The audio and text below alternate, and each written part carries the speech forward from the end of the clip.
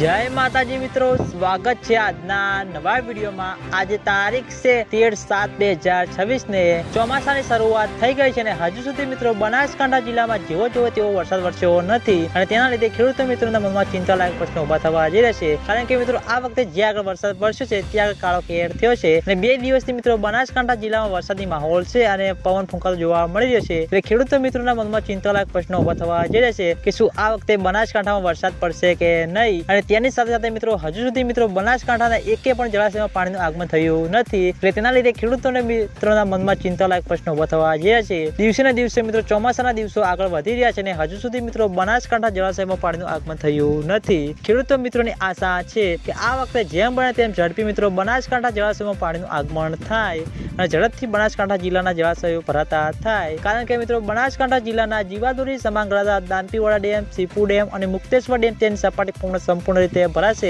તો આજુબાજુવાળા વિસ્તારમાં પૂરતા પ્રમાણમાં પાણી મળી રહેશે અને તેના લીધે ખેડૂતો મિત્રોને સિંચાઈ કરવામાં પણ ફાયદો થતો જોવા મળશે। એટલે ખેડૂતો મિત્રોની આશા છે કે જેમ બને તેમ ઝડપી બનાસકાંઠા જળાશયમાં પાણીનું આગમન થાય। અને આજના વિડીયોમાં આટલું હતું। તમે બધા અમારી ચેનલ ઉપર નવા હોય તો વિડીયોને લાઈક કરી દેજો, કોમેન્ટ કરી દેજો અને ચેનલને સબસ્ક્રાઈબ પણ કરી દેજો। તો મિત્રો જય માતાજી।